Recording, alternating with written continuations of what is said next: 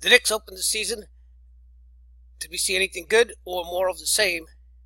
We'll have Dave Fitzgerald press conference. What about him? Is he the real deal, or is he just another statistic waiting to happen?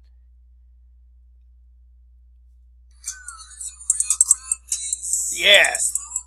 Welcome, everyone, to the return of the Realscoop podcast for your October 20th, 2018 episode. It's been a while since we had our next podcast episode. As you know, on the Realscoop, we cover everything, anything interesting, mostly New York sports, but we're not tied down to just that. Of course, if you saw last week, we had This Week in Wrestling, which will be a featured series on this. We'll talk about wrestling, anything. But for this episode, we're going to talk about the Knicks in opening week in the NBA. All right, hello everyone, and I hope you can see the logo and me. I'm putting myself right in the middle there so you can see me talk and you can see my reactions. Of course, those of you who are familiar with the Realscoop, and if you've seen me on YouTube or Facebook, you guys love when I yell. It's not about yelling. I know it's entertaining, but we're going to talk about the Knicks. I've made the last couple of seasons. I've tried to make weekly shows about the Knicks, the Mets, and I have to tap out. I have to tap out early on in the season, just like most of you fans. Who would want to watch a podcast about a team that is going nowhere or is trash and has no hope? So, is this season going to be different? 2018, 2019. The Knicks have a new coach, David Fizdale. He's a young coach. He looks energetic. Of course, right now the season just opened. The Knicks tonight just ended. The Knicks lost to the Celtics. We'll cover that game. We're going to cover their opening win at home against the Hawks, which is a blowout. And then Friday they went across the river to Barclays Center against the pitiful Nets, the Brooklyn Nets, and the Knicks lost a tough one. We're going to answer a few questions. What to expect from the Knicks this season? Players to watch. We'll talk about KP, his injury. We'll have a few questions submitted by fans of Realscoop podcast and Double G Sports. So let's hope we'll have a fun podcast. Stay tuned. And I just want to say something. I mean, listen, these podcasts, I know a few people make them, and now today it's in vogue for anyone to make a podcast. And they all don't work, but listen, if you watched any of my YouTube episodes or Facebook, like I said, or even Double G Sports, I try to make these things entertaining. I don't want to go off and just sound boring. I know sometimes I do talk a lot, and my podcasts go well past a half hour. I mean, there's no time limit, but of course I know in today's fast-paced world and the world of the internet online, there's so much content. I don't expect everyone to watch every minute of my podcast, but if just give it a few minutes and you can just listen to me. If you think I'm boring, or if you don't think I don't know what I'm talking about, fine, never watch it again. But just give it a chance. I think you'll like it. I'm not gonna. It's very difficult for me, or if anyone, to myself. I'll speak for myself, to keep making these podcasts. It takes a lot of effort. Watching games, studying games, setting up highlights, asking questions, answering questions, and just recording and uploading. It's tough. So, listen, I'm going to do this for as long as possible. I mean, I hope Greg from Double G Sports, I hope he promotes this podcast. I hope he promotes the Realscoop. I mean, listen, it starts there. I know this could be the greatest podcast, the greatest sports analysis and commentary ever laid down on audio or in print. But if no one knows about it, it's just like the tree in the forest. Does it make a noise? So, listen, I thank Greg and Double G Sports for allowing me to do this. But if I don't see the results, that's it. I'm going to stop. I mean, I'm not going to waste anybody's time. So with that, thank you, and let's get started. So let's get some highlights going. I don't know about all these highlights, and you heard already the audio. I'm very paranoid about doing these. I'm going to move myself away from the action, right up there. And listen, we're gonna watch the highlights. We're gonna do a little film, and then we'll go to the Q&As. Listen, I'm gonna show highlights, and we'll go through the game film together. All right. I had later on. There was a question that there was a fan. He loves so far what he sees. He sees the defense is getting better, the young players are getting better. Listen, I hope so, but more of the same, more of the same. What I did like in this first game, when the Knicks finally took off and they went on a big run and they blew out the Hawks. And listen, the Knicks will take any type of wins, but the Hawks are dreadful. If they win 20 this year, it's going to be a lot. But let's just, I'm going to lower the volume. Let's just look. All right. This is on offense. Who's going to score on offense for the Knicks this year? We want to know. We know Tim Hardaway Jr. We know he could score, but honestly, and I know he went off in this game. Let's just take that. And that was an emphatic dunk by Andre Trier. He's a guy I like. So far, I like him. It's not just what he showed this week, opening week. Even in summer league, he showed a lot. Listen, we need any team, and I explained this the other day.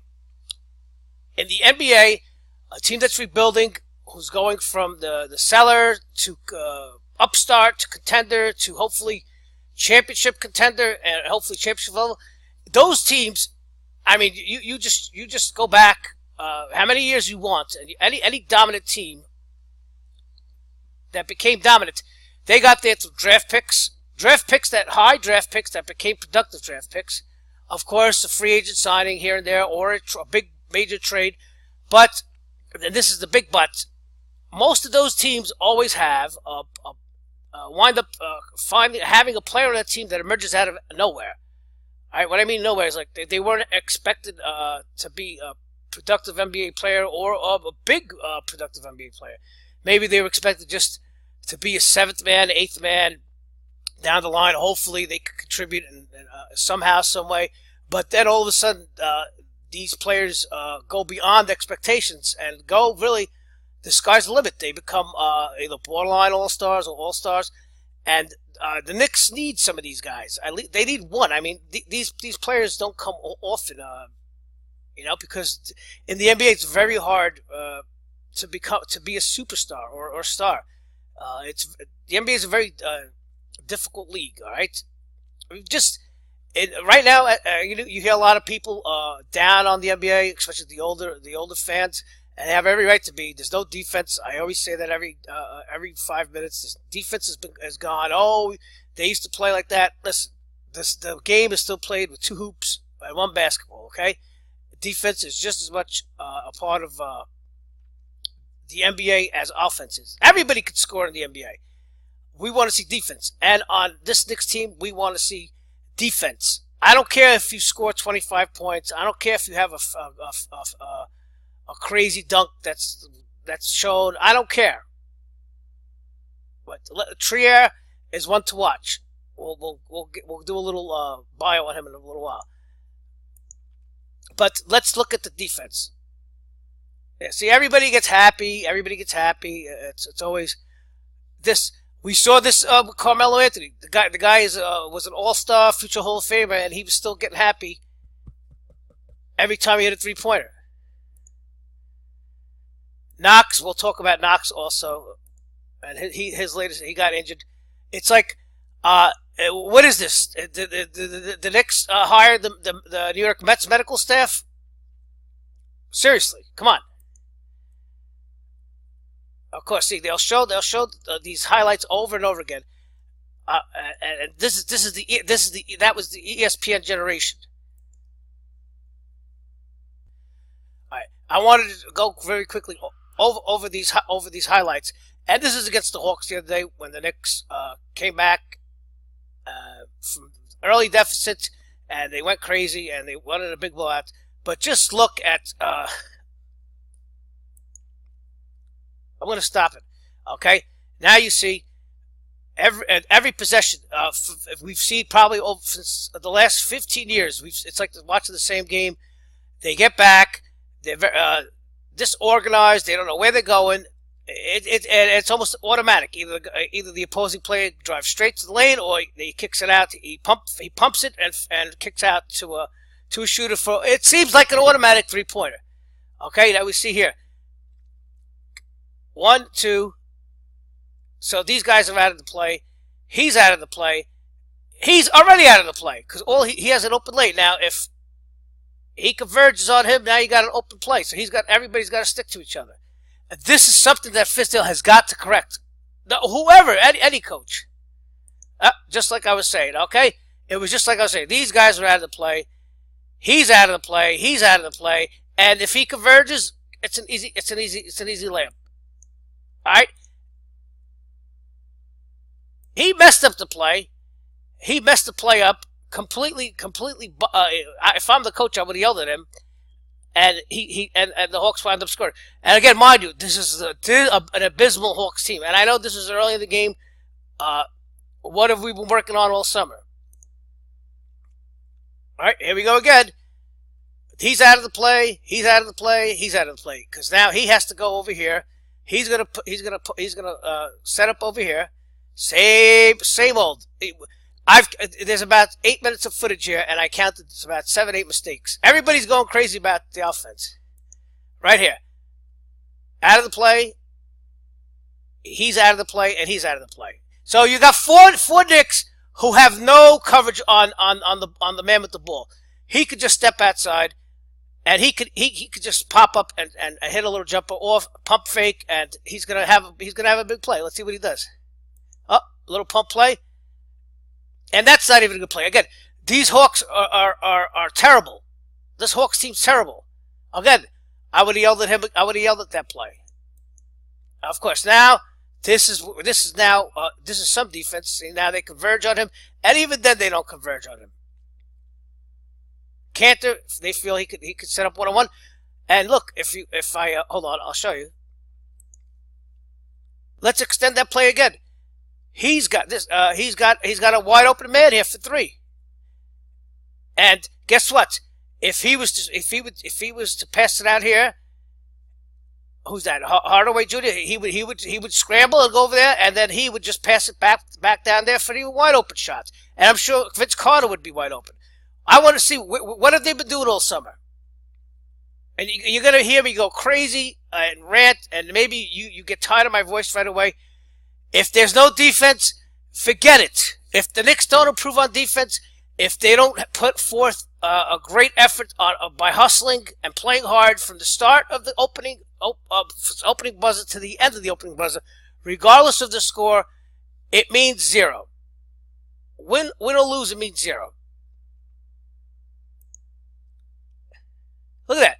These are 2 bad plays by the Hawks, and 2 bad plays by the Hawks. And they still got a bucket. What happens when they're going to go up against a good team with talent? All right, let's look at here. You're waiting, all right? On the outside, we got the 2 perimeter men. The center is up high.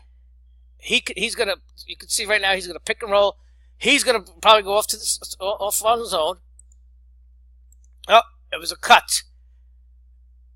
Now, where's everybody? Where's everybody? Where's everybody? 3 players in and out. He went right through them. He split them in half. Look at that. And this is against the bad Hawks team. Again, I'm repeating myself again. Let's stop it here. He's going to pick. There's an open man here. Open man here. He's going to come to meet up. He's going to come to meet the pick and roll. And here we got a guy out of position. Let's look. Oh, now he can cut. Let's see. Open man, open man, open man. If they don't converge, if the defenders don't converge, it's just one-on-one then. Let's see what happens. Bad shots. That was a bad shot, and he still scored.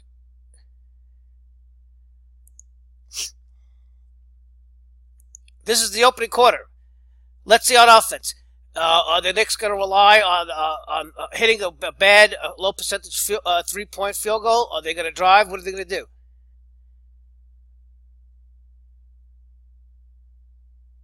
Good. All right, he kicked it out. Good play on defense. I'm more focused on defense. If I'm the coach of the Knicks, if I'm part of the coaching staff, forget offense. The offense is going to come. I practice defense. I don't practice offense. Let's see. He's cut. He's got somebody in the back. Hardaway out of position again. Terrible. Tim Hardaway Jr. is terrible defensive player. He's wide open. Let's see. Let's see the breakdown already. And again, this is all the first quarter. Look at this. Kick out.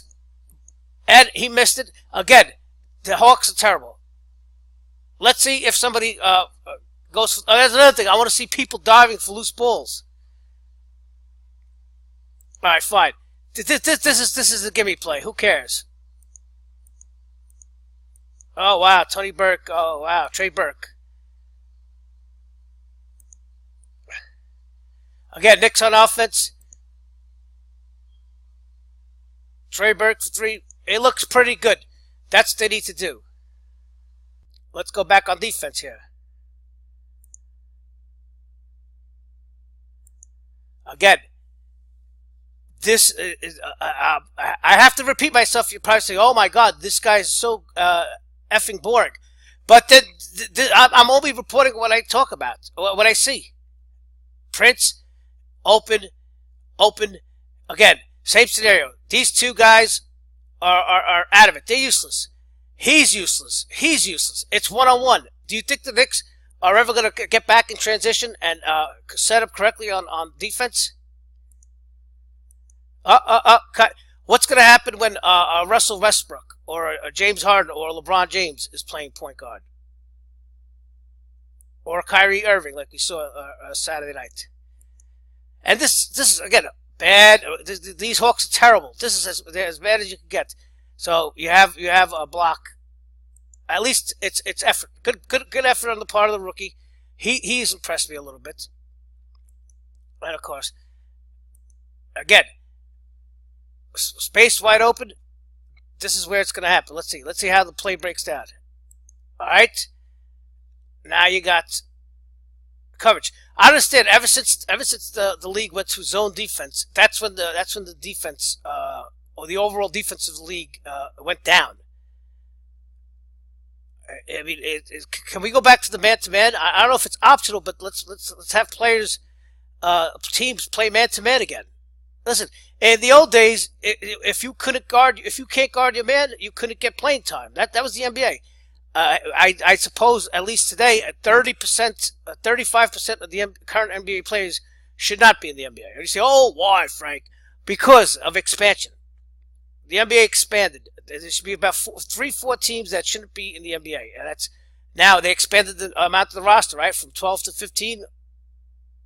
Or was it always 15? I always thought it was 12. Now it's 15. Now they added 3 players for every team. There's about 35% of players in the NBA that are not NBA players. Let's see. He's going to set the pick. Let's see how many Knicks. See, again, leaves the man wide open. And this is the Hawks. All right, I think so. Even though the Knicks played like trash on defense, you saw all those mistakes. That was just the first. That was the first half. And I could have reeled off another 20 of those plays, but it's redundant. You get the idea. The story of this game was the second quarter. Tim Hardaway went nuts. The Knicks were really, really struggling on defense and offense.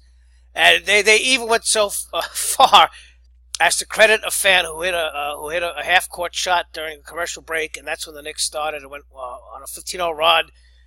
Tim Hardaway Jr. credited him, said, "Oh, he opened up the basket." Listen, if you are if relying in the home opener, you're relying on a fan who hits a half court lucky shot, crediting them for your success. Things it's a sign of things to come. They blew it out in the second quarter. After that, the Hawks were never in it again. The Knicks were up by 25, I believe, at the half. I mean, that's a lot for any team to overcome, especially a dreadful team like the Hawks on the road. The Knicks it's hard to come back from that. You saw Prince, 21, Young, 14, Bazemore, 14, Vince Carter, who became the second oldest NBA player to start a game on opening night at 41 or 42. Hey, listen, he's still in shape. He could do this all season. Just score 12, grab you a couple rebounds, make a nice play, hit a couple shots. He can still do it. Let's look at the Knicks. Cantor, who's a borderline all-star. Maybe he'll be an all-star this year. I don't know. He's already racking up double-doubles, 16 and 11. He is right now, I might say he's even more of an important player currently than Porzingis. I know a lot of people are going to yell at that. Trey Burke, 15. Listen, we need him. We need him this year. We need this guy to do something, contribute. He tore up the D-League last year, and not so much. He's a former number 9 pick. He was Tim Hardaway Jr.'s college teammate. Little Akita, we know the knock on him. The scoring and the shooting, it'll come. This guy's only a baby. 5 points, 5 rebounds, 3 steals, 1 assist, 1 block. Listen, wait until this guy matures, where he's averaging 15 points a game or better, and he's gonna be a borderline triple double almost every night. He's gonna have 8, 9 rebounds, 7, 8, 9 rebounds, 7, 8, 9, 10 assists, multiple steals. This guy's he's a very important player. You see on the bench, Vonleh, he's very good. Another player I said, let's watch, keep an eye on players that come out of nowhere. Knox, the number 1 pick, he's shown flashes, but he got hurt. Of course, everybody's favorite Nick, Ron Baker. Then we move on to Friday in Barclays. The Knicks, again, starting the game. This is so far. That's their pattern in the first 3 games. They start off the game slow. Listen, the Knicks are not even in the same sentence as the word talented or a great team that they could afford. Let's say like the Golden State Warriors to have an off first quarter, down by 12, and then they could just turn the switch on, and Curry and Klay Thompson, Durant, and whoever, DeMarcus Cousins could go, and they could go on a 30-12 run and take over the game. The Knicks are not like that. The Knicks have to play hard, like I said, from the start, the opening buzzer to the closing buzzer. Win or lose, regardless of score. Forget it. If I'm Fizdale, I tell the Knicks, don't look at the scoreboard. Just keep playing hard, and at the final buzzer, look up, and we'll see what we'll see. Of course, I don't mean that literally, but you see it against the Knicks, against the Nets. Yeah, do we have to pause it again? Again.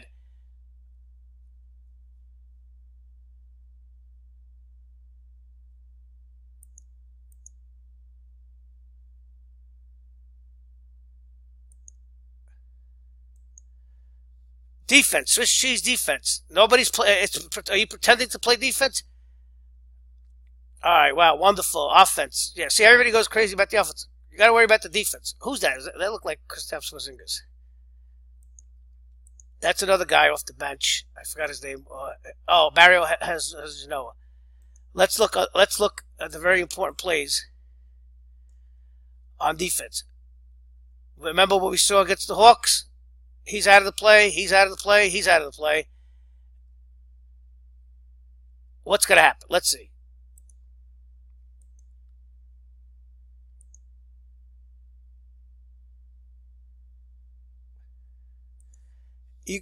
There's no reason why he should score.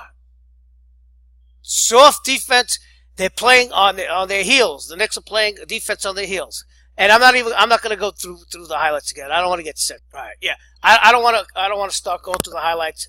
It's just redundant. Again, first quarter off to a slow start. You see the Knicks won the next two quarters. They had a lead, and then in the fourth quarter, when you're coming back, you're going to be a little tired. We saw that against Saturday against the Celtics tonight. I don't want to see this team take a minute off. You see the scoreboard. They lost 107-105.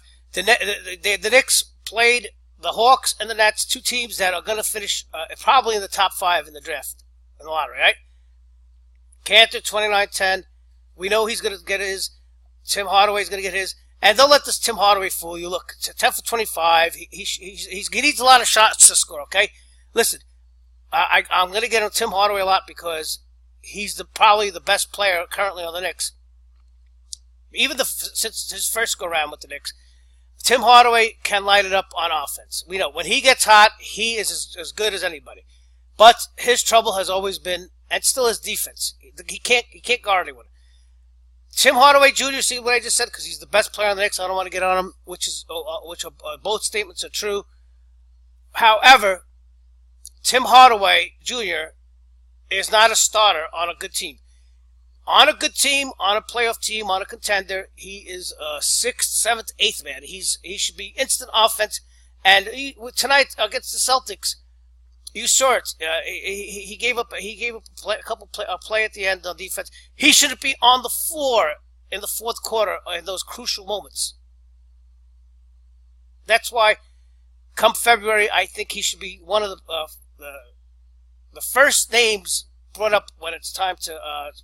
So the trade deadline comes up. Knox, 7 for 14, 17 points.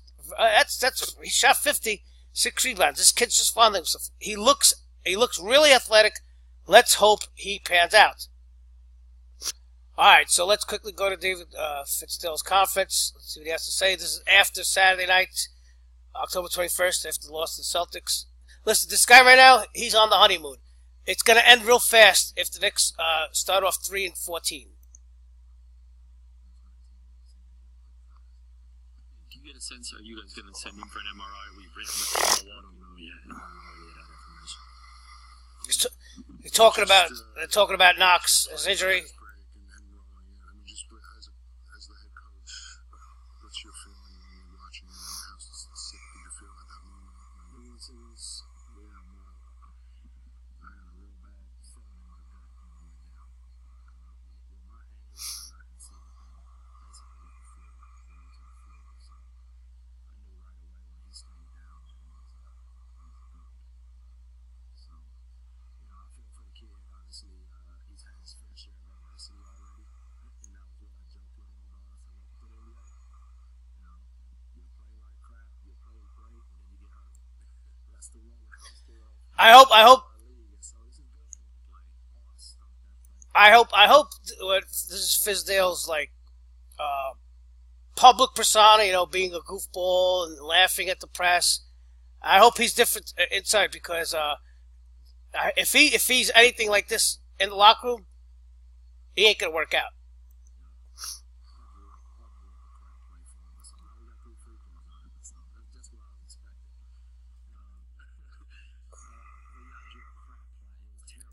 All right, is he saying that this is at the end of the game? He's not being serious. The Celtics fouled Trey Burke on a 3-pointer. They shouldn't have left him alone. He's saying he drew a crap play. Is he taking one for the team, or is he blame? Or is it really was it a good play and they messed it up? But he's taking it on the chin here.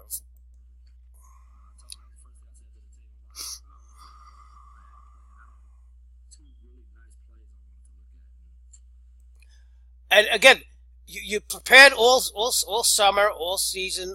What are you practicing? That's one of the things in practice. You practice the last 2 minutes of the game. A simulation. For example, we're the Knicks. The score is 85-81.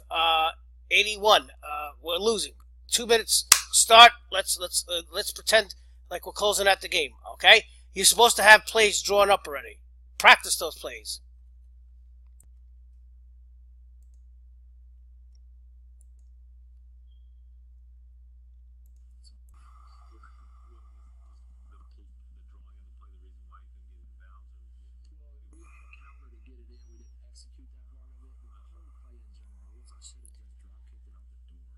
Okay, so very quickly, we're going to move on before we move on to Q&A. Yeah, obviously he's taking it on he's taking it on the chin. They didn't execute, so he's not going to throw his players under the bus. Very quick. Again, look at the first quarter, 31-18. They were down. The Knicks came back, and they ran out of gas at the end. This should have, they could have, the Knicks could have started the season 3-0. Yeah, should beat the Hawks. Should have beat the Hawks. They should have won that game last night, Friday night, in Barclays Center against the pitiful Nets. And tonight, Boston. This team looked tired. They looked tired. They didn't look like they were into the game. Maybe because they don't respect the Knicks. I don't know. Maybe they took the Knicks lightly. This is what they talked about in the beginning of the season. Fizdale, when he asserted that MSG is going to be a nightmare for teams. They own the first quarter. But listen, the game starts in the first quarter. Okay, let's quickly tonight. Tatum did the Knicks in. Irving had a kind of off night. He still put up 16 points. Irving's their best team. That's another thing. At the end of that game, towards the end of the Knicks Celtics game, I'm thinking to myself, I'm looking at both teams. I know that the Celtics have a closer. What do I mean by a closer? What I mean by a closer is that clutch guy that they could go to at the end of the ball games, the last few minutes, that they can rely on. And maybe they might have 2 or 3, the Celtics. That's how good they are. Who's the closer for the Knicks even when they are healthy? Is it Porzingis? Is it Trey Burke? Is it Hardaway Jr.? Is it Knox? Is it Ntilikina? Who? That's what the Knicks need. They need a closer.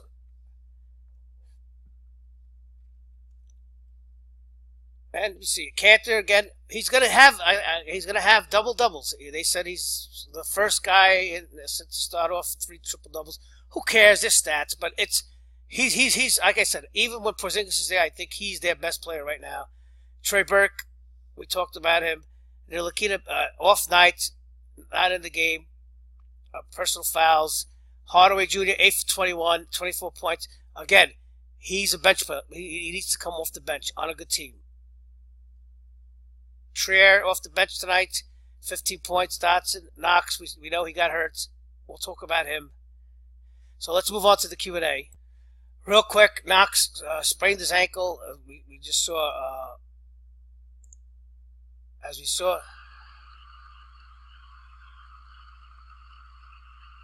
Oh, he rolled his ankle. I doubt he has any ligament damage. I doubt he's going to need surgery. I hope. Keep your fingers crossed. It's probably a grade 2 sprain, which means bruising.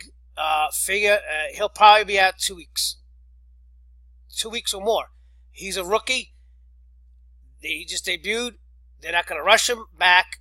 They're going to give him all the time he wants. Figure 2 to 3 weeks at best. So figure he'll be back by probably the second week in November. If it's just a grade 2 sprain. If it's just a grade 1 sprain, figure he'll be back probably in 10 to 14 days. Again, only because they want to make sure that he heals. It doesn't become a lingering injury for the rest of the year, a nagging injury that might turn worse. They want to get him healthy, get his strength back up. It's only the beginning of the year. The Knicks are not going to rush any players this year.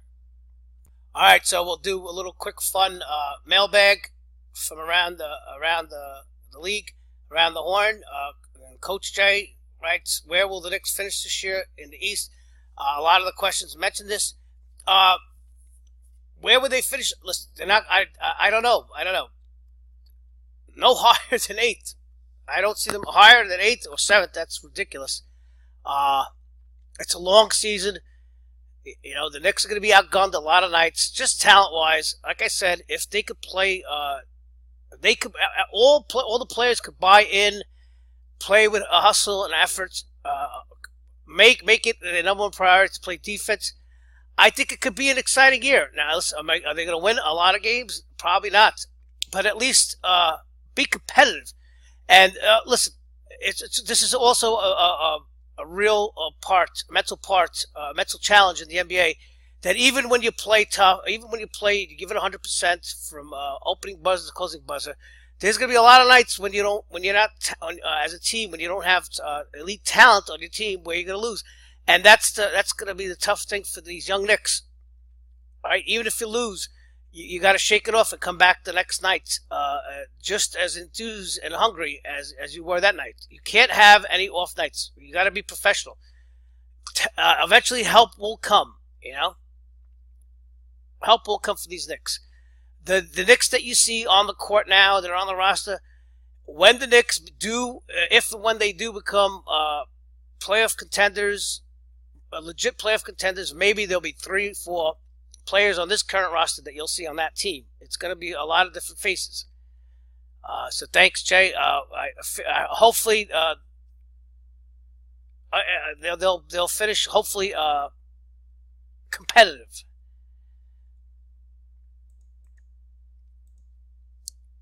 Eric H writes, "Why did the Knicks suck?" I know he's trying to be funny. He's not trying to be funny. He's a disgruntled Knicks fan, just like all of us. Why do they suck? Because of years and years of major mistakes, hiring wrong personnel. And no, Phil Jackson wasn't the wrong personnel. That's not why they got in this. It started with the Isaiah Thomas. Of course, the Knicks came off that '90s run where they were legit contenders. So it was part of the rebuilding. They signed bad free agents, made bad trades. Stephon Marbury, Carmelo Anthony. You know, in the NBA, I said it. If everything works out, if you do wind up getting many high draft picks, they have to become productive draft picks. They have to reap. They have to pay dividends. I also mentioned at the beginning, you have to have that one young player that comes out of nowhere, that wasn't expected to do much. What is under the radar now? Oh wow, you got something here. You got a real deal ball player, and of course the ownership. The ownership doesn't know what they're doing.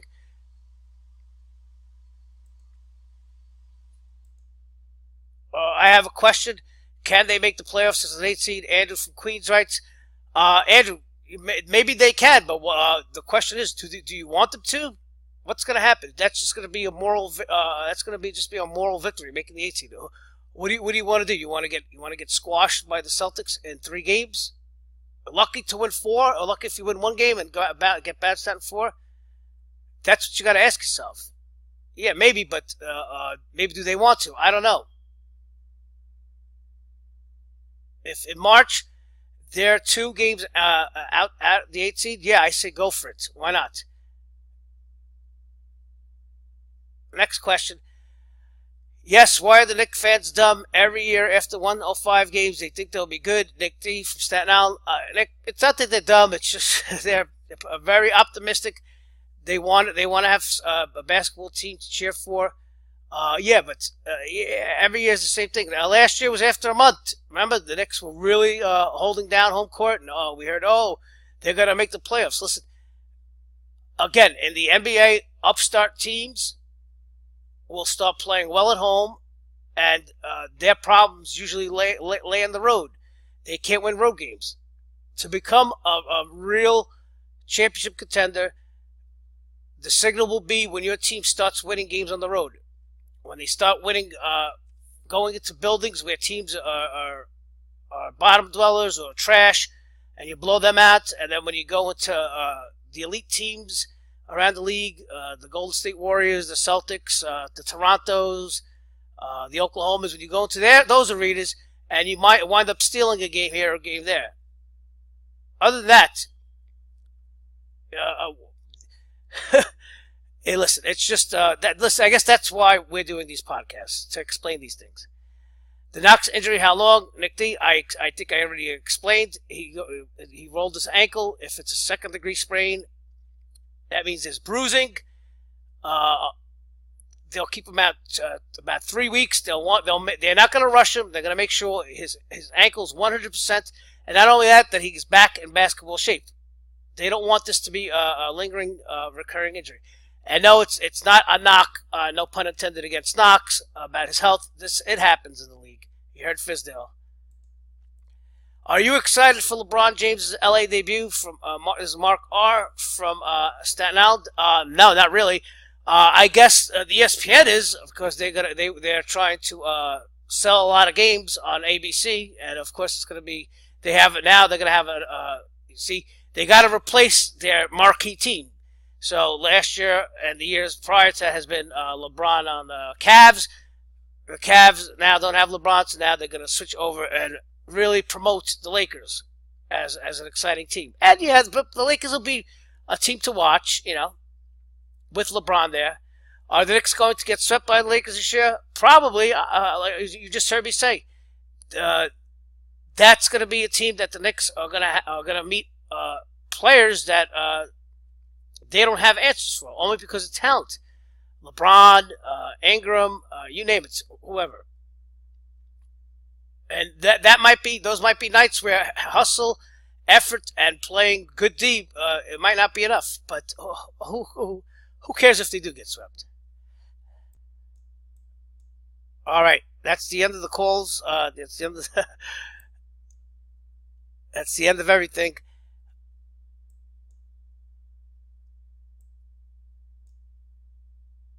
Sorry about that. That's the end of everything. That's the end of the podcast. Thank you for watching the Realscoop.